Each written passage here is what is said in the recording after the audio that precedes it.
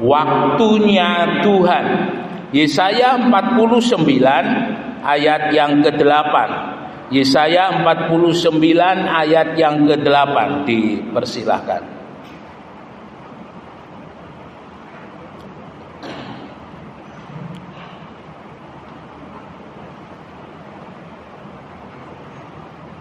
Yesaya 49 ayat 8. Sion diceritakan. Beginilah firman Tuhan, pada waktu aku berkenan, aku akan menjawab engkau, dan pada hari aku menyelamatkan, aku akan menolong engkau. Aku telah membentuk dan memberi engkau menjadi perjanjian bagi umat manusia, untuk membangunkan bumi kembali dan untuk membagi-bagikan anak pusaka yang sudah sunyi sepi. Ya, terima kasih. Bapak Ibu Saudara yang dikasihi oleh Tuhan, dalam Yesaya 49 ayat yang ke-8 yang baru saja dibacakan, pada waktu aku berkenan, aku akan menjawab engkau. Pada waktu berkenan, satu ungkapan yang menunjukkan bahwa di dalam kehidupan kita tidak pernah lepas daripada waktunya Tuhan. Jadi segala sesuatu kalau belum waktunya atau belum dikehendaki oleh Tuhan tidak akan terjadi. Kalau sudah waktunya, apapun yang manusia coba untuk halang-halangi, dia tidak bisa.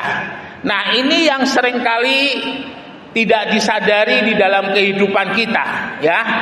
Di dalam kehidupan kita sebagai orang yang percaya kepada Tuhan, ada saat-saat di mana Tuhan izinkan di dalam kehidupan kita mengalami yang namanya pergumulan, mengalami yang namanya masalah, mengalami yang namanya persoalan. Dan kita tidak tahu kapan masalah persoalan itu berhenti dari dalam kehidupan kita.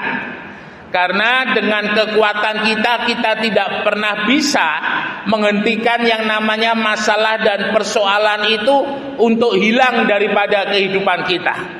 Tetapi kalau sudah waktunya Tuhan, tanpa kita minta, tanpa kita usahakan, tanpa kita lakukan segala sesuatu, kalau sudah waktunya Tuhan, maka masalah dan persoalan itu akan pergi dari dalam kehidupan kita oleh karena Tuhan yang menyertai. Bapak Ibu Saudara yang dikasihi oleh Tuhan, ini menjadi sebuah misteri, ya, di dalam kehidupan kita pada saat kita menanti waktunya Tuhan. Karena kita tidak tahu kapan dan waktunya itu terjadi di dalam kehidupan kita. Seperti yang pernah saya saksikan beberapa waktu yang lalu, ada seorang ibu, dia orang percaya dan suaminya bukan orang percaya, ya. Dan suaminya ini juga seorang kolektor daripada benda-benda yang katanya benda-benda yang ajaib, ya. Ada satu keris begitu, satu kil begini, itu diserahkan waktu itu kepada ayah saya, dan anak Tuhan ini mengatakan, "Om, kalau saya bawa ini jeep, saya bisa angkat." Dan itu memang pernah Bapak ini buktikan ketika memperbaiki gitu, dan dongkraknya itu dongkraknya tiba-tiba itu dol begitu atau gimana sehingga jeepnya itu turun, itu sama Bapak ini diangkat. Sampai pada sewaktu-waktu karena beliau adalah seorang dari tetangga kita sebelah, setiap hari Jumat istrinya sejak menikah dengan Bapak ini, istrinya nggak pernah ke gereja. Jadi pada saat itu ketika hari Jumat, seperti biasa peci lalu sarung disiapkan oleh istrinya. Tetapi pada hari itu, kalau boleh saya katakan waktunya Tuhan, Bapak ini berkata kepada istrinya, "Mah, aku gak lunga nggone masjid sok minggu, aku meh melok awakmu." Istrinya begitu terkejut ketika mendengar pengakuan daripada bapak ini, lalu kemudian bapak ini menjadi orang yang percaya kepada Tuhan. Bapak Ibu Saudara, dari apa yang terjadi di dalam kehidupan keluarga ini, saya melihat usaha daripada istrinya ini luar biasa. Tapi satu hal, istrinya melakukan suaminya senantiasa sesuai dengan firman Allah. Tidak membantah, tetapi hanya menurut dan menurut. Dan rupanya itu menjadi satu kunci keberhasilan daripada ibu ini. Pada saat waktunya Tuhan itu terjadi, tanpa bersusah payah, apa yang menjadi pergumulan, apa yang menjadi doa daripada ibu ini dijawab oleh Tuhan. Nah, Bapak Ibu Saudara yang dikasihi oleh Tuhan, ini menjadi satu hal yang penting di dalam kehidupan kita. Tugas kita sebagai orang percaya apa? Mintalah maka akan mintalah maka kamu akan diberi, carilah maka kamu akan mendapat, ketoklah maka pintu akan dibukakan kepadamu. Ketika kita meminta, kita tidak tahu kapan kita diberi, tetapi yang pasti kita hanya meminta dan meminta, ya. Kata mintalah itu tidak artinya mintanya tidak satu kali, tetapi itu satu hal yang dilakukan berulang-ulang kali. Tidak tahu kita sampai dengan meminta yang keberapa, tapi kalau sudah waktunya Tuhan, maka Tuhan pasti akan beri. Kita ingat pengalaman daripada Hana. Untuk mendapatkan Samuel, setiap tahun Hana ikut suaminya dan Hana berdoa di dalam bait Allah. Hana berdoa di Shilo, meminta supaya Tuhan boleh memberkati dia seorang anak. Nah, dalam pengalaman Hana ini ada satu hal yang menarik. Rupanya suaminya mempunyai dua istri, ya, Hana dengan Penina. Dan setiap kali Hana pergi mengikuti suaminya untuk mempersembahkan persembahan di bait Allah, Penina ini selalu mengolok-olok Hana, ya. Mungkin diolok-olok, hei kamu mandul, hei kamu gak punya anak, kamu apa ya, dengan segala macam. Dan itu selalu membuat Hana menangis. Sampai pada waktunya Hana benar-benar menangis sampai tidak bisa berkata-kata yang dituliskan oleh firman Allah, hanya bibirnya komat kamit. Dan ketika Imam Eli melihat apa yang terjadi atas kehidupan Hana ditegur sama Imam Eli, "Bu, ngapain aja kamu? Kok komat kamit gak ada suaranya?" Hana mengatakan betapa pedihnya hatinya, dan Imam Eli menyerahkan kembali untuk Hana boleh berdoa. Bapak Ibu Saudara yang dikasihi oleh Tuhan, ketika kita berdoa, kita seperti sedang ini, ya, setetes air yang jatuh di atas batu. Nah, tetesan air itu dari yang pertama sampai yang keberapa kita tidak tahu, tetapi ada satu masa tetesan itu akan membuat lubang di batu itu. Nah, ketika tetesan itu membuat lubang di batu itu dan terus terjadi, batu itu bisa pecah, ya. Di rumah Tretes dulu, di waktu masih ada yang Putri, yang Kakung, di depan rumah itu ada ini, apa namanya? Sepertinya itu tempat untuk numbuk, ya, tetapi oleh Yang Uti tidak dipakai untuk ngisi air, ya. Jadi kalau yang dari atas itu ada genteng aliran air dan airnya itu jatuh di situ. Dan itu dari tahun ke tahun terus dilakukan tanpa saya sadari dan tanpa disadari oleh banyak orang. Saya memang waktu itu agak usil, ya. Saya melihat ternyata di batu lumpang itu, ya, yang besar itu ternyata ada tidak rata, dan itu ketika hujan oleh karena tetesan yang kecil. Saudara bisa bayangkan tetesan air itu kecil, tetapi dia bisa menghancurkan batu yang besar ketika tetesan itu dilakukan secara terus-menerus. Nah, gambarannya doa itu seperti itu. Kita tidak tahu sampai tetesan yang keberapa batu itu pecah. Kita tidak tahu sampai doa yang keberapa doa itu dijawab. Tetapi yang pasti ketika kita berdoa, Tuhan dengar. Dan untuk menjawabnya itu sesuai dengan waktunya Tuhan. Ya, waktunya Tuhan itu adalah waktu yang paling tepat. Waktunya Tuhan itu adalah waktu untuk Tuhan boleh menjawab doa-doa kita. Ada banyak pengalaman yang dituliskan di firman Allah mengenai tokoh-tokoh yang ada di sana. Kita ingat pengalaman daripada Abraham. Abraham, Tuhan janjikan kamu akan mempunyai keturunan ketika Abraham berusia 75 tahun. Tuhan perintahkan pergi dari negerimu, pergi dari Ur Kasdim.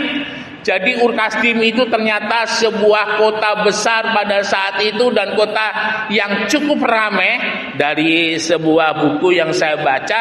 Dan Abraham ada di sana. Dia pergi meninggalkan Ur Kasdim ke negeri yang Tuhan tunjukkan kepadanya. Ada satu hal yang menarik. Selama perjalanan 25 tahun, berkat-berkat yang Tuhan janjikan Tuhan berikan.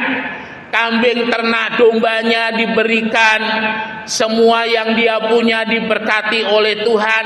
Sampai-sampai Abraham ini mempunyai pasukan, ya.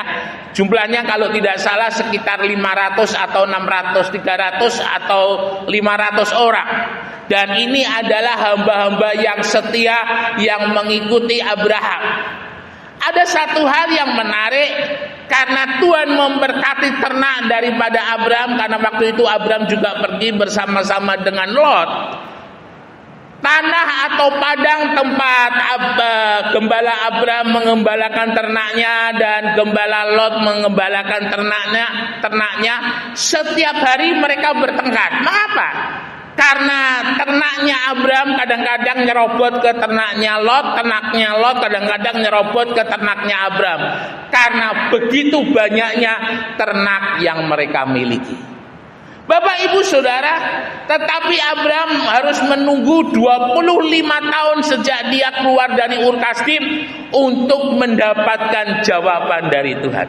Yang luar biasa firman Tuhan tuliskan, Abraham mendapatkan Ishak pada saat berusia 100 dan Sarah berusia 90. Ishak itu artinya tertawa. Karena ketika malaikat memberitahu esok tahun depan kamu akan mengandung dan melahirkan seorang anak laki-laki, Sarah tertawa, ya, sehingga anaknya diberi nama Ishak karena Sarah tertawa mendengar bahwa dia akan mengandung. Bapak Ibu Saudara yang dikasihi oleh Tuhan, pengalaman daripada Hana, pengalaman daripada Sarah, kita melihat kondisi secara fisik keberadaan Hana dan Sarah ini keadaan yang sudah expired, ya. Istilahnya tidak mempunyai lagi yang namanya kandungan telur, tidak lagi mempunyai kekuatan untuk mengandung. Tetapi kalau yang namanya sudah waktunya Tuhan, dengan segala keterbatasan dan ketidakberdayaan, Tuhan mampu melakukan mujizatnya. Nah, itulah waktunya Tuhan. Waktunya Tuhan kadang menjadi satu hal yang kita inginkan, menjadi satu hal yang ingin kita dambakan. Bapak Ibu Saudara yang dikasihi oleh Tuhan, ada satu kisah, yaitu kisah daripada Esther. Esther itu kalau sekarang dia menjadi permaisuri yang ada di Iran, ya.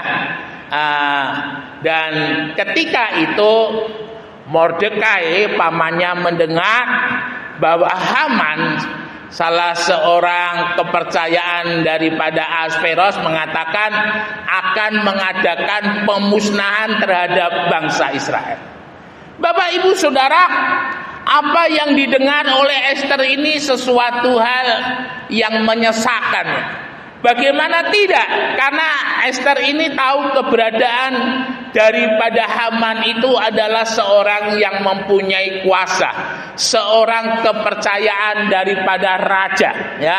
Sehingga Ester berkata kepada pamannya Mordekai, tolong kamu serukan doa dan puasa kepada seluruh bangsamu, bangsa Israel, supaya mereka berdoa dan memohon kepada Tuhan. Aku nanti akan maju menghadap raja. Nah, Bapak Ibu Saudara yang dikasihi oleh Tuhan, sebelum Ester maju menghadap raja, Mordekai sudah mengadakan doa dan puasa dan menyerukan itu kepada seluruh bangsa Israel yang ada di benteng Susan pada waktu itu. Nah, ada satu hal yang menarik. Setelah sesuai dengan waktu yang ditentukan bangsa Israel berdoa, barulah Ester menghadap raja. Dan ada satu tradisi, ketika raja mengulurkan tongkatnya, maka artinya raja berkenan untuk ditemui, dan artinya itu sama dengan selamat, ya.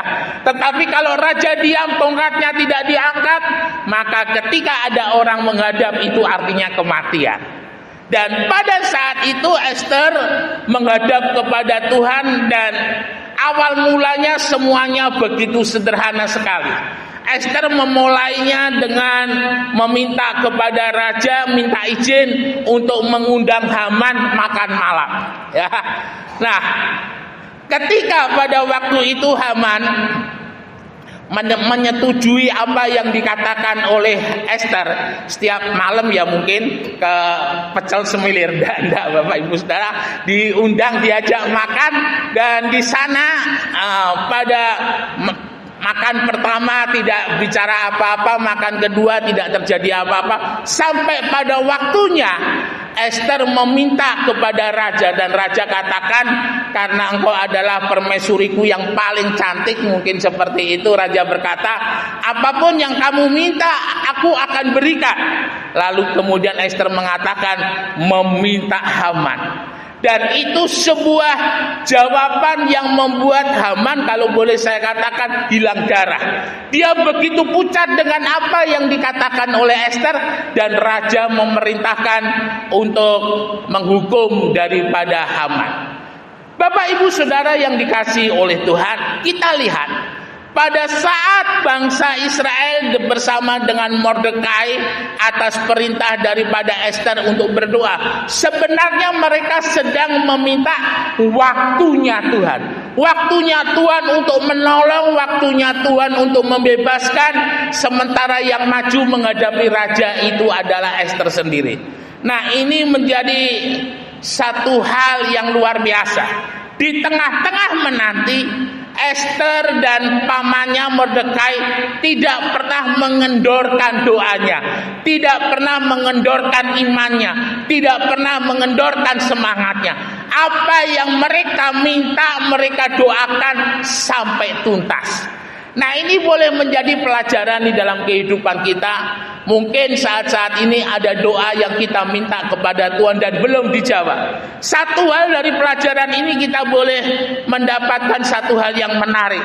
Kita tetap berdoa, saudara tetap beriman, saudara tetap percaya, saudara tetap berdoa. Kita nantikan waktunya Tuhan. Kita tidak tahu, mungkin besok Senin waktunya Tuhan, atau nanti malam sepulang dari gereja kita ditelepon, ini adalah waktunya Tuhan.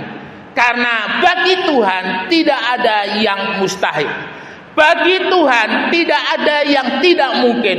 Bagi Tuhan semuanya bisa terjadi. Dan mungkin saudara bertanya, mengapa kita harus berdoa menunggu waktunya Tuhan? Seperti tadi, tetesan-tetes air.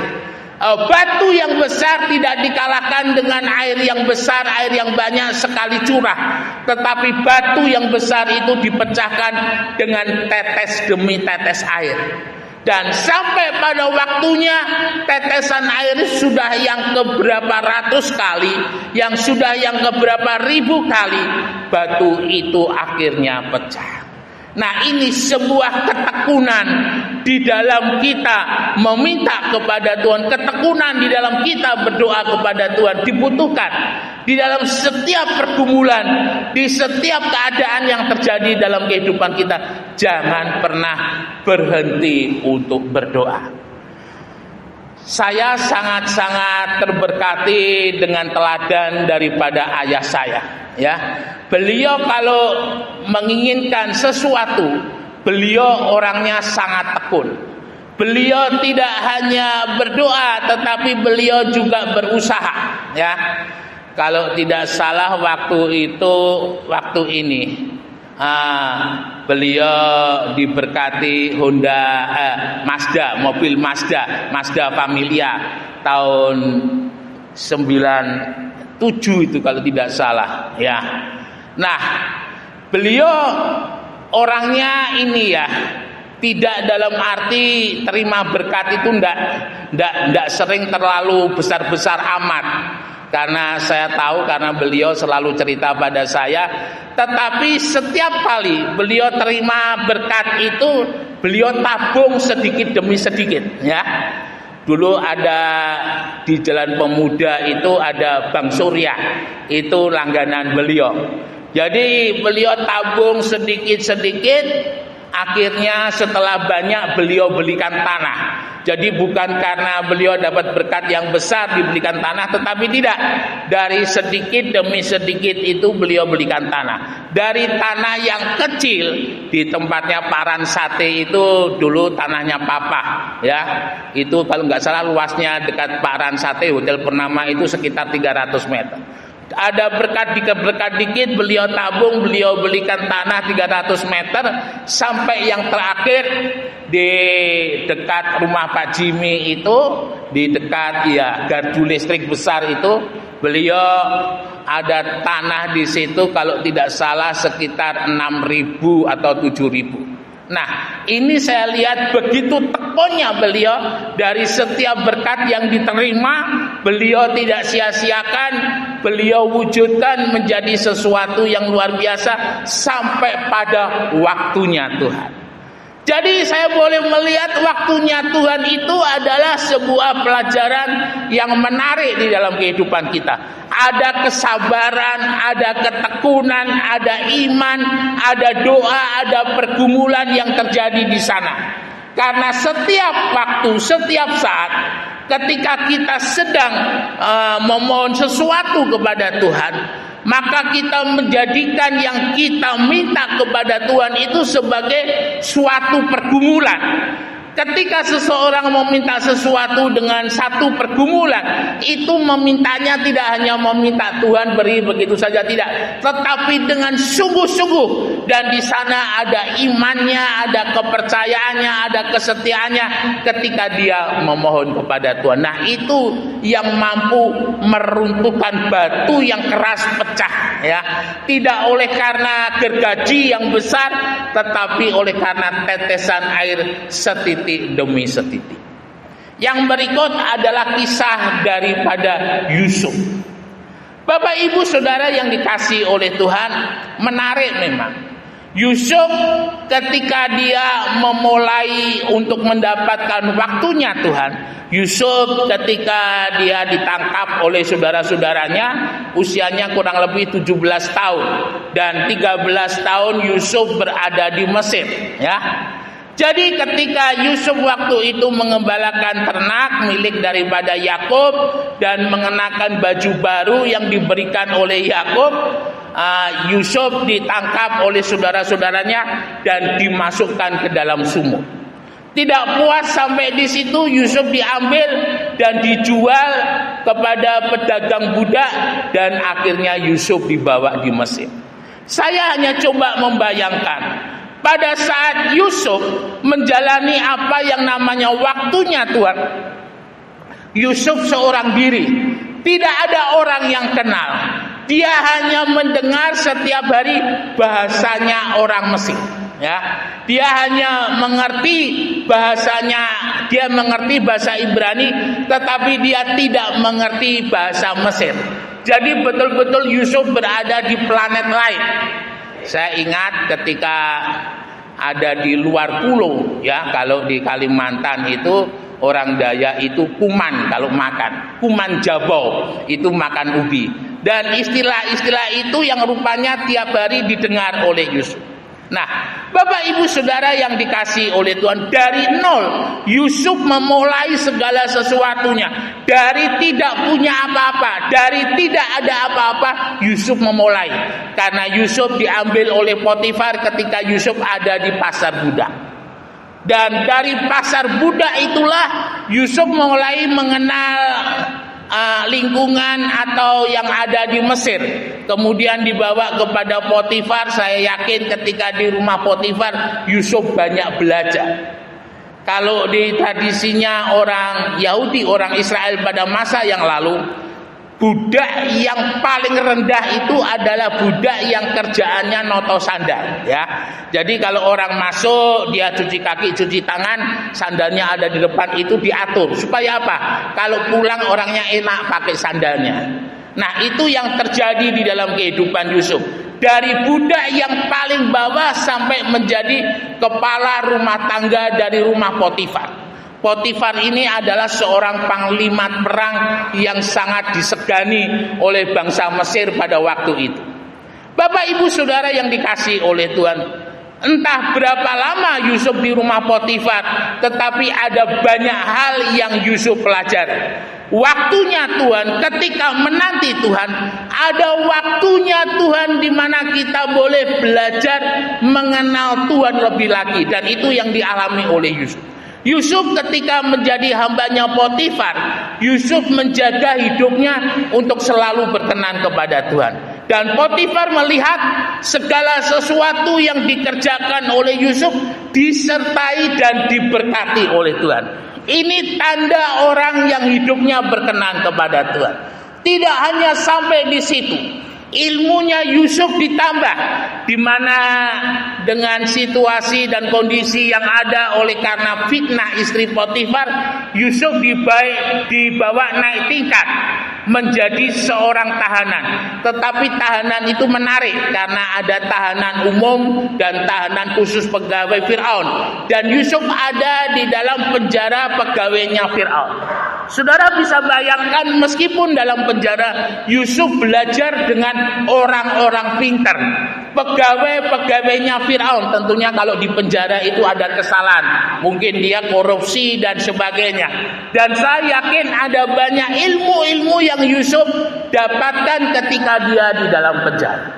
Sampai pada waktunya Tuhan, ya, sampai pada waktunya Tuhan ketika Firaun menghadapi masalah, dia ada mimpi tetapi tidak bisa ada yang mengartikan mimpinya, dan itu menjadi waktunya Tuhan untuk Yusuf. Yusuf, pejabat makanan, mengatakan ada seorang yang ada di tahanan, dia mungkin bisa membantu tuanku raja, dan akhirnya Yusuf dikeluarkan. Dan betul saat itu adalah waktunya Tuhan untuk Yusuf. Yusuf dikasih pakaian, kepalanya digundul sebagai adat daripada orang Mesir, dan Yusuf menceritakan hal ikhwal mimpi daripada Firaun, dan Firaun katakan tidak ada orang yang berhikmat seperti halnya Yusuf. Dan Yusuf memulai di dalam pekerjaannya sebagai raja kedua yang ada di Mesir dengan segala kuasa yang diberikan oleh Firaun. Dia mulai memerintah bangsa Mesir, termasuk juga bangsa-bangsa yang lain. Nah, Bapak Ibu Saudara yang dikasihi oleh Tuhan, mengapa Yusuf harus menghadapi ini semua? Karena Yusuf adalah orang yang siap. Yusuf dari saudara-saudaranya, Yusuf adalah orang yang rohani, orang yang memiliki hidup persekutuan dengan Tuhan. Tidak semua orang bisa mempunyai mimpi seperti Yusuf. 11 saudaranya tidak mengalami seperti yang dialami oleh Yusuf. Yusuf memang sudah ditetapkan oleh Tuhan, hanya tinggal tunggu waktunya Tuhan. 13 tahun Yusuf menunggu waktunya Tuhan untuk terjadi di dalam kehidupannya. Dan kita melihat ketika waktunya Tuhan sudah terjadi, tidak ada sesuatu hal yang mustahil. Apa yang menjadi mimpi-mimpinya Yusuf digenapi oleh Tuhan. Saat saudara-saudaranya datang untuk mencari gandum di Mesir, ketika saudara-saudaranya menyembah kepada Yusuf, Yusuf teringat dengan mimpi yang pernah Tuhan berikan di dalam hidupnya, dan itu yang akan terjadi di dalam kehidupan kita. Apapun yang hari ini menjadi doa saudara, jangan takut, jangan gentar. Teruslah berdoa sampai pada waktunya Tuhan. Doa saudara sudah didengar oleh Tuhan. Kita tinggal menunggu yang namanya jawaban Tuhan, ya. Biarlah ketika kita menunggu jawaban Tuhan, doa kita tetap, iman kita tetap, percaya kita tetap akan waktunya Tuhan. Di mana Tuhan menjawab, Tuhan membalas, Tuhan menolong, Tuhan mengangkat, Tuhan memberkati seperti yang Tuhan inginkan. Tuhan memberkati tidak seperti takaran kita, tetapi Tuhan memberkati sesuai dengan takarannya Tuhan sendiri. Kiranya Tuhan Yesus memberkati atas kehidupan kita sekalian, beri kemuliaan bagi nama Tuhan.